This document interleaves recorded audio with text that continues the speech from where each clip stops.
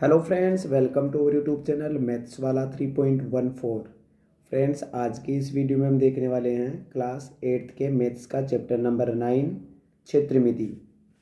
इसे पिछले वाले वीडियो में हमने चैप्टर नंबर 8 तक देख लिया है।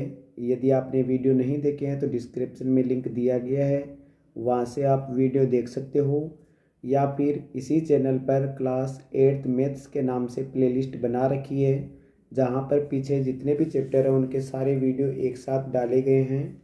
यदि आपका कोई भी चैप्टर या कोई टॉपिक रह गया है तो प्लेलिस्ट में जाकर वहाँ से अपना जो भी टॉपिक या कोई चैप्टर है वो कवर कर सकते हो।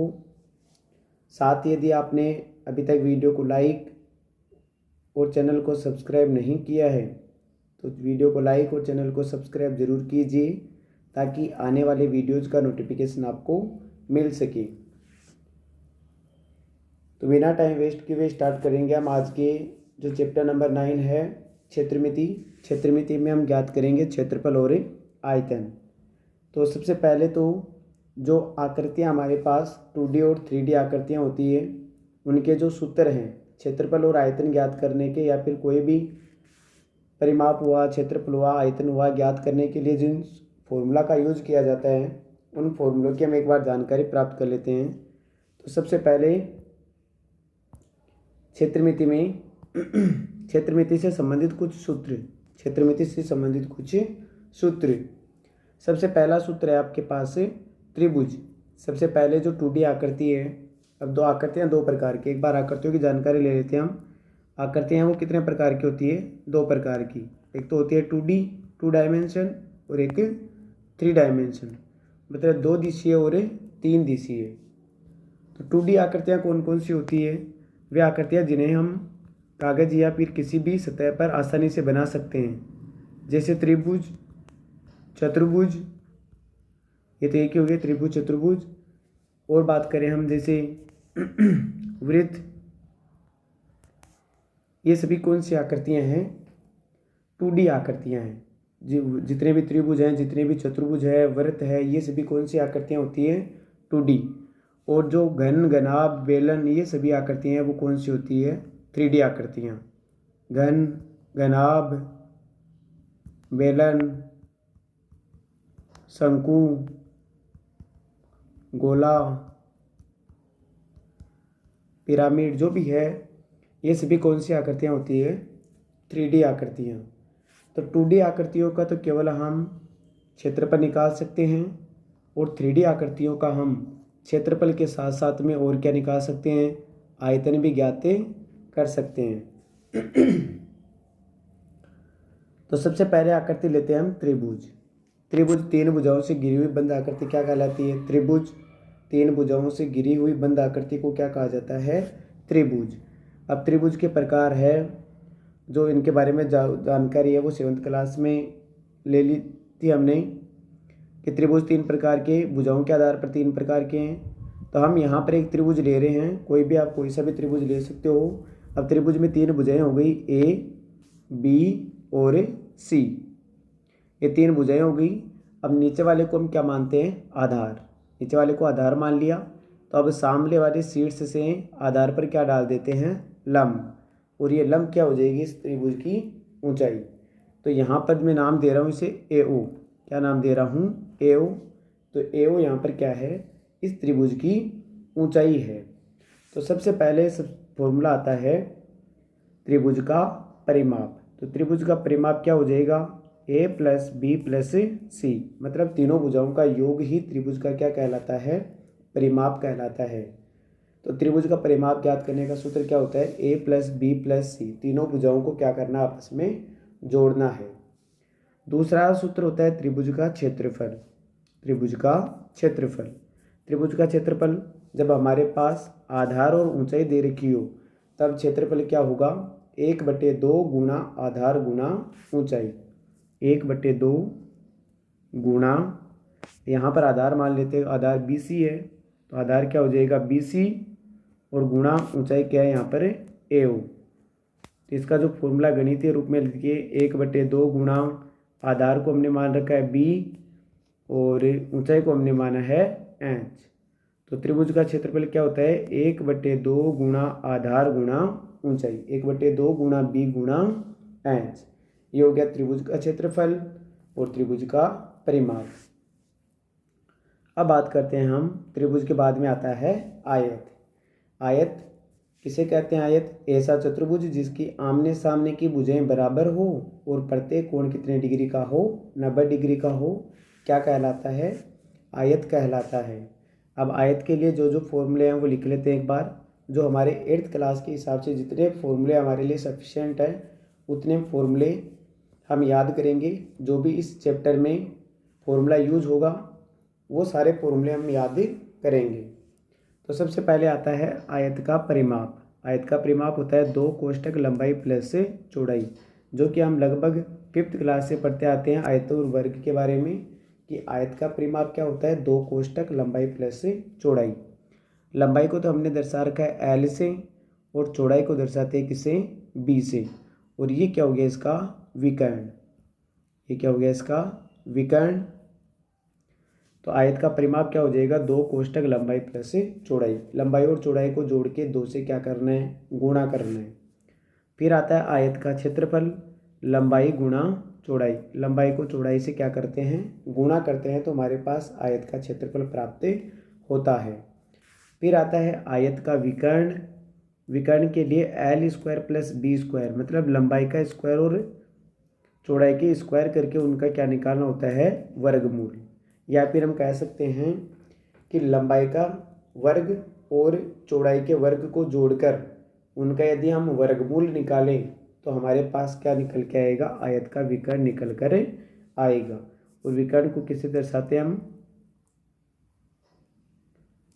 डी से। विकर्ण को किससे दर्शाते हैं, डी से। तो ये था आयत। आयत के 3 फॉर्मूले याद रखने हैं। आयत का परिमाप 2 कोष्ठक लंबाई प्लस चौड़ाई और आयत का क्षेत्रफल होता है लंबाई गुणा चौड़ाई। आयत का विकर्ण है √l² + b²। अब आयत के बाद में आता है वर्ग। वर्ग ऐसा चतुर्भुज जिसकी चारों भुजाएं बराबर हो एवं प्रत्येक कोण 90 डिग्री का हो, वर्ग कहलाता है। अब वर्ग का परिमाप क्या होता है, तो वर्ग के परिमाप के लिए सूत्र आता है 4 गुणा भुजा। वर्ग का परिमाप क्या होता है, 4 गुणा भुजा। इसी प्रकार यदि वर्ग का क्षेत्रफल निकालना है तो सूत्र होता है भुजा गुणा भुजा या फिर भुजा स्क्वायर। भुजा को भुजा से गुणा करने पर आपका जो भी आंसर आएगा वो होगा वर्ग का क्षेत्रफल। अब वर्ग का विकर्ण, ये हो गया वर्ग का विकर्ण AC। तो AC का मान यदि निकालना है हमें तो कैसे निकालेंगे हम, √2a, √2a। तो √2 और बाहर कौन है, a। तो भुजा का √2 गुना जो आंसर है वो विकर्ण कहलाता है। भुजा का √2 गुना मान क्या कहलाता है, विकर्ण। तो हमारे पास यदि भुजा दे रखी है और विकर्ण निकालना है तो हम सूत्र का कौन से सूत्र का यूज करेंगे, √2a। a अंडरूट में नहीं है, केवल अंडरूट में 2 ही है। इसके बाद में 2D आकृति आती है वृत्त।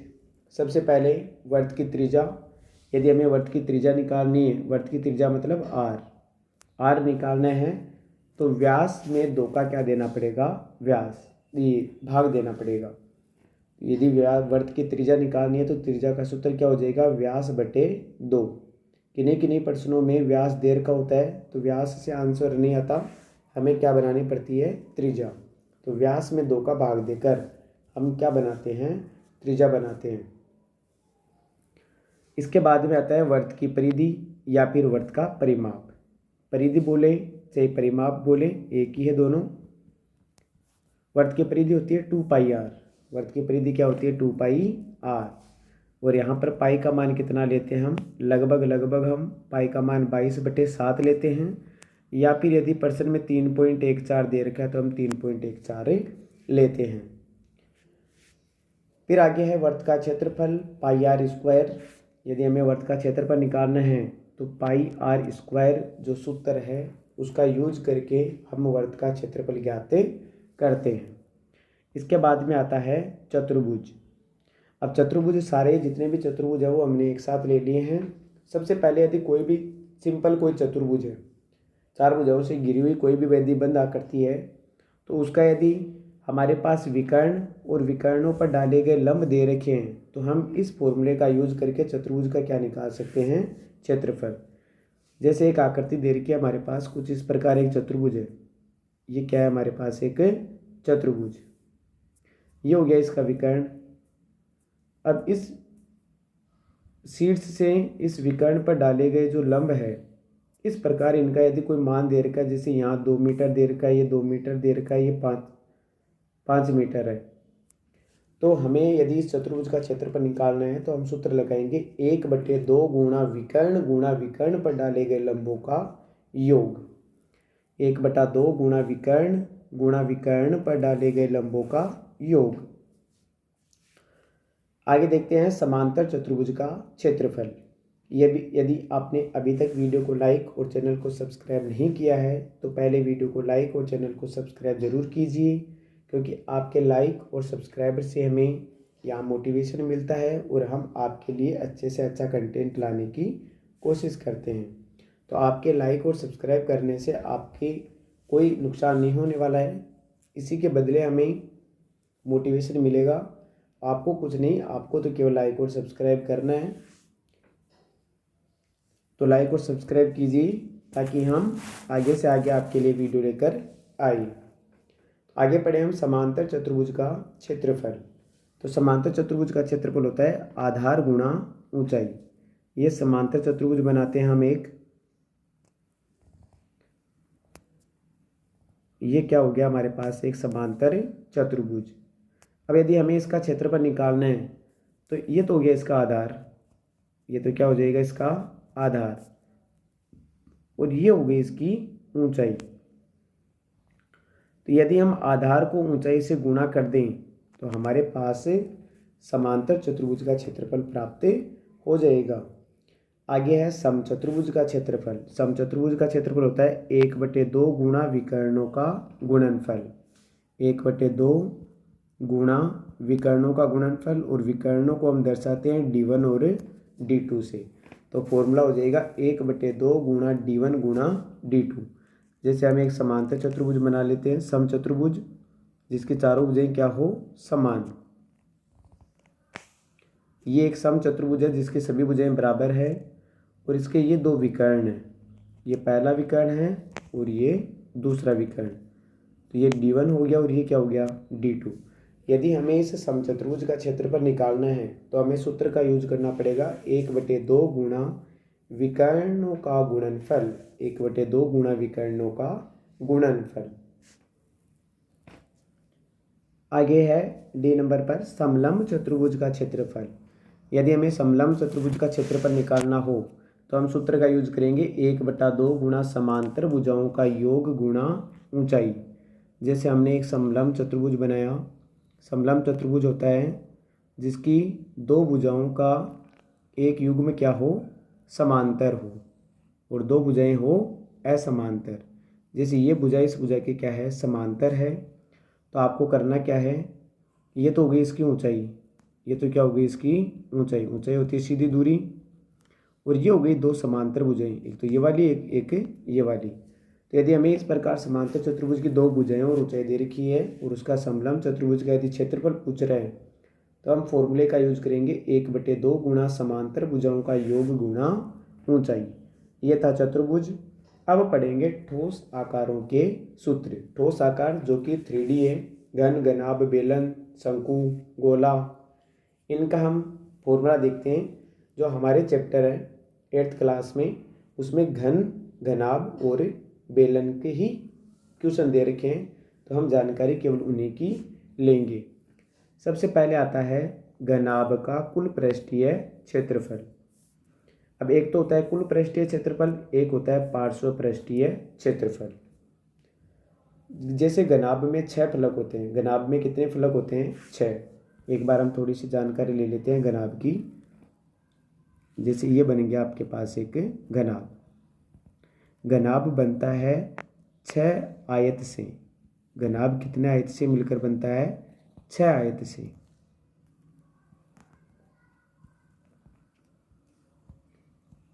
ये हो गया घनाभ, ये हुई इसकी लंबाई, ये हो गई इसकी चौड़ाई और ये हो गई इसकी ऊंचाई। तो लंबाई, चौड़ाई और ऊंचाई। तो जैसे अब कमरा है, कमरा भी लगभग कौन से आकार का होता है? घनाभ के आकार का होता है। जो रबर है वो भी कौन से आकार का होता है? घनाभ के आकार का।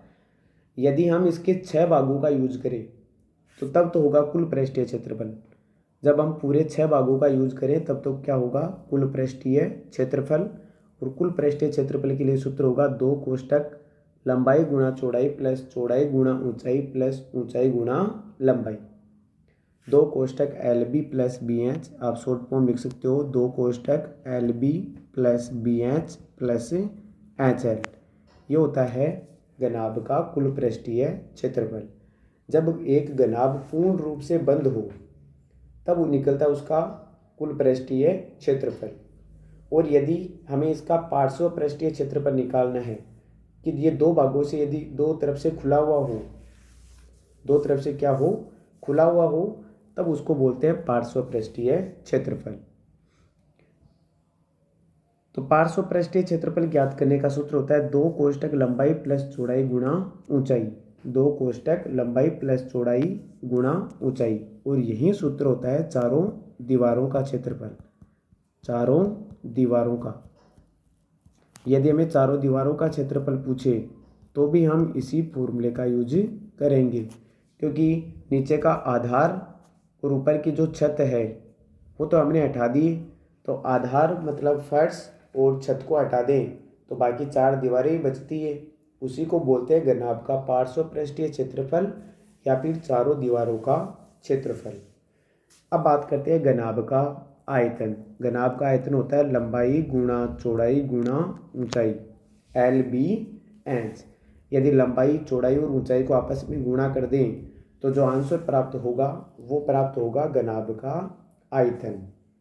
तो ये तो थे घनाभ के 3 सूत्र, कुल पृष्ठीय क्षेत्रफल, पार्श्व पृष्ठीय क्षेत्रफल और आयतन। अब बात करते हैं घन का कुल पृष्ठीय क्षेत्रफल। जैसे हमने अभी घनाभ बनाया है वैसे हम क्या बनाते हैं? एक घन बनाते हैं। घन बनता है 6 वर्गों से। जैसे आयत 6, ये घनाभ 6 आयत से मिलकर बना होता है, वैसे ही एक घन क्यूब है वो 6 वर्ग से मिलकर बना होता है। तो इसका यदि हम संपूर्ण पृष्ठीय क्षेत्रफल की बात करें तब इसका आंसर आएगा 6 गुणा भुजा स्क्वायर। 6 गुणा भुजा स्क्वायर। ये हो गया घन का कुल पृष्ठीय क्षेत्रफल, या फिर 6 गुणा भुजा और भुजा गुणा भुजा को हम लिखते हैं भुजा स्क्वायर। एक घन का क्षेत्रफल होता है भुजा स्क्वायर, तो हमारे पास ऐसे ही 6 घन है, इसलिए आंसर आ जाएगा 6 गुणा भुजा स्क्वायर। और यदि दोनों तरफ से खुला हुआ हो, ऊपर और नीचे से खुला हुआ हो, तो घन की चारों दीवारों का क्षेत्रफल या फिर घन का पार्श्व पृष्ठीय क्षेत्रफल होता है 4 गुणा भुजा स्क्वायर। 4 गुणा भुजा स्क्वायर। तो इसको हम ऐसे भी लिख सकते हैं 4 गुणा भुजा स्क्वायर। तो ये घन का कुल पृष्ठीय क्षेत्रफल और घन का पार्श्व पृष्ठीय क्षेत्रफल। कुल पृष्ठीय क्षेत्रफल होता है 6 गुणा भुजा स्क्वायर और पार्श्व पृष्ठीय क्षेत्रफल होता है 4 गुणा भुजा स्क्वायर। आगे है घन का आयतन। घन का आयतन। घन का आयतन होता है भुजा गुणा भुजा गुणा भुजा। भुजा को यदि हम 3 बार गुणा कर दें, 3 बार लेकर गुणा कर दें तो तब क्या बनेगा? आयतन, या फिर इसको लिखते हैं भुजा क्यूब। घन का आयतन होता है भुजा क्यूब। आगे बात करते हैं बेलन। किसकी बात करें अब? बेलन की। सिलेंडर। जैसे ये हमारे पास क्या है? एक बेलन है। अब बेलन बनता है 2 वर्ग, ये 2 वर्त, ये ऊपर नीचे वाले तो क्या है? दोनों वृत्त है। और ये जो भाग दिख रहा है आपको, ये है आयत। क्या है ये? आयत। तो बेलन बनता है 2 तो वृत्त चाहिए और 1 आयत चाहिए। 2 वृत्त और 1 आयत मिलकर इसका निर्माण करते हैं बेलन का। तो सबसे पहले बात करें बेलन का कुल पृष्ठीय क्षेत्रफल। यदि संपूर्ण की बात करें तो बेलन का कुल पृष्ठीय क्षेत्रफल होता है 2 पाई आर कोष्ठक H plus R. 2 pi R कोष्ठक एच प्लस आर। और यदि हम पार्श्व पृष्ठीय क्षेत्रफल की बात करें, पार्श्व पृष्ठीय क्षेत्रफल का मतलब ऊपर से और नीचे से क्या हो, ये खुला हुआ हो, तब इसका केवल ये वाला भाग ही काम में आएगा। और इस वाले भाग का मतलब है 2πRH। इसी को बोलते हैं पार्श्व पृष्ठीय क्षेत्रफल। तो बेलन का पार्श्व पृष्ठीय क्षेत्रफल क्या हो जाएगा, 2πRH। फिर लास्ट में आता है बेलन का आयतन, कि बेलन में कितना पानी है, कितना कोई भी सामग्री भरनी है, तब यूज होता है आयतन, और आयतन के लिए आ जाएगा πr²H। तो ये थे हमारे पास 2D और 3D आकृतियों के क्षेत्रफल, परिमाप और आयतन से संबंधित फॉर्मूले। आई होप आपको वीडियो अच्छा लगा होगा। वीडियो अच्छा लगा है तो वीडियो को लाइक और चैनल को सब्सक्राइब करें, साथ ही अपने दोस्तों के साथ शेयर करें, ताकि उन्हें भी इस फ्री ऑफ कॉस्ट कोर्स का क्या मिल सके, फ़ायदा। और आपको इतने अच्छे से यहाँ पर करवाया गया है कि आप अपने नोट्स है वो आसानी से बना सकते हैं और आप आगे की प्रिपरेशन कर सकते हैं। तो आगे के वीडियो में हम लेकर आएंगे प्रश्नावली 9.1। प्रश्नावली 9.1 पढ़ेंगे नेक्स्ट वीडियो में। तब तक के लिए टाटा बाय बाय।